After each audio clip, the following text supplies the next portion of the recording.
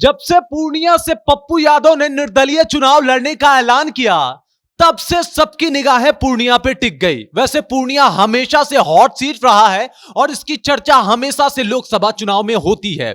यह माना जाता है कि सीमांचल की राजधानी है पूर्णिया और जिसने पूर्णिया फतेह कर लिया उसने सीमांचल के किले में भेद कर लिया, उसमें अपनी जगह पक्की कर ली। लेकिन इस बार जब से निर्दलीय चुनाव लड़ने की घोषणा पप्पू यादव करते हैं, तब से वहां पे मामला गड़बड़ाया हुआ है और यह माना जा रहा है कि पप्पू यादव पूर्णिया से खेला कर सकते हैं।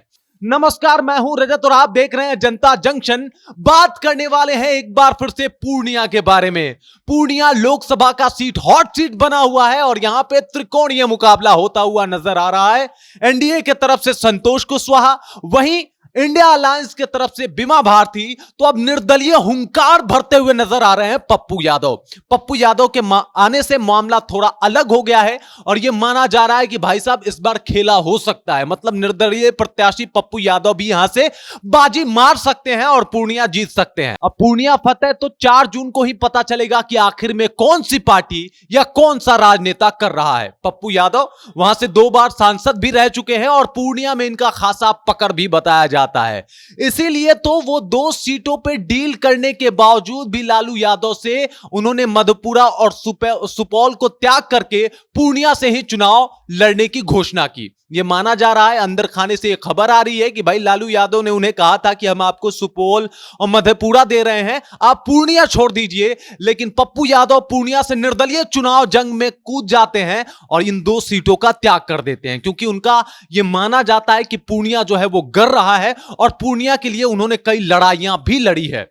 मैं आपको बता दूं, पूर्णिया से जब से यह घोषणा की कि हम निर्दलीय चुनाव लड़ेंगे, तब से चाहे वो महागठबंधन हो या फिर एनडीए गठबंधन, दोनों के लिए मुश्किलें बढ़ गई है, क्योंकि वहां पूर्णिया में इनकी खासा पकड़ बताई जाती है।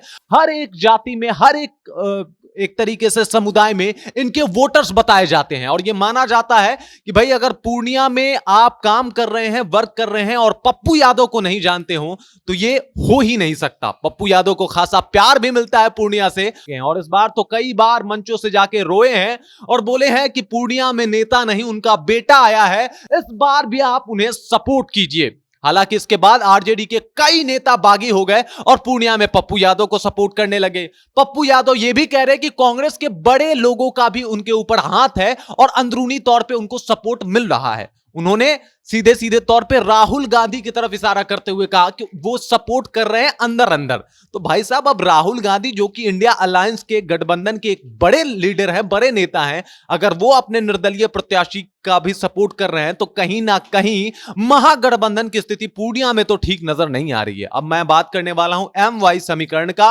1.5 लाख यादव वोटर और लगभग 6 लाख से ज्यादा मुस्लिम वोटर वाला पूर्णिया क्षेत्र सीमांचल का एक बहुत खास लोकसभा का सीट माना जाता है और MY समीकरण के ऊपर लालू यादव ने कई चुनाव जीते हैं, लेकिन यह MY समीकरण पप्पू यादव के लिए फिट बैठता हुआ दिख रहा है, क्योंकि यादव वोटर में भी इनकी खासा पकड़ मानी जाती है।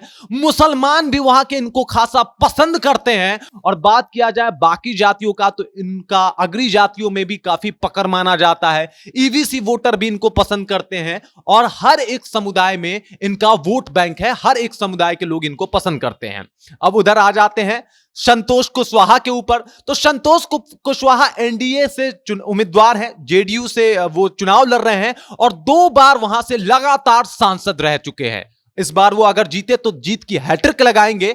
उनके तौर पे अगर देखा जाए तो मुसलमानों में भी उनके सॉफ्ट वोटर हैं जो जेडीयू को सपोर्ट करते हैं, तो उसमें भी उनकी पकड़ बताई जा रही है। उधर अगर वैश्य वोटर देखा जाए पूर्णिया में, जो कि 2.5 लाख वोटर हैं, अगर एक मुश्त वोट करे तो काफी बड़ा मामला देखने को मिल सकता है। उसके बाद यह माना जा रहा है कि ईबीसी में भी इनकी भी पकड़ है, तो एक तरीके से इनका भी पकड़ मजबूत माना जा रहा है। आगे अगर बात करें बीमा भारती के ऊपर, तो वो जेडीयू की तरफ से 5 बार विधायक रही और फिर उन्होंने जेडीयू का दामन छोड़ के लोकसभा टिकट के प्रलोभन में आरजेडी ज्वाइन कर लिया। तो आपको पता ही होगा कि आरजेडी के कोर वोटर माने जाते हैं मुसलमान और यादव। MY समीकरण आपको तो पता ही होगा। तो अगर यह भुनाने में आरजेडी वहां पे कामयाब रहती है तो एक पक्ष यह भी देख रहा है कि भाई बीमा भारती भी वहां पे मजबूत है, लेकिन समस्या ये अब आन परी है कि भाई निर्दलीय चुनाव लड़ रहे पप्पू यादव को जब इतना सपोर्ट मिल रहा है तो कहीं ना कहीं इन दोनों पार्टियों के लिए सिरदर्द साबित हो रहे हैं पप्पू यादव। बाकी इसके ऊपर आप क्या सोचते हैं? आपको क्या लगता है किसके हक में जाने वाला है पूर्णिया, किसके हक में जाने वाला है सीमांचल का ये कैपिटल राजधानी कहा जाने वाला पूर्णिया?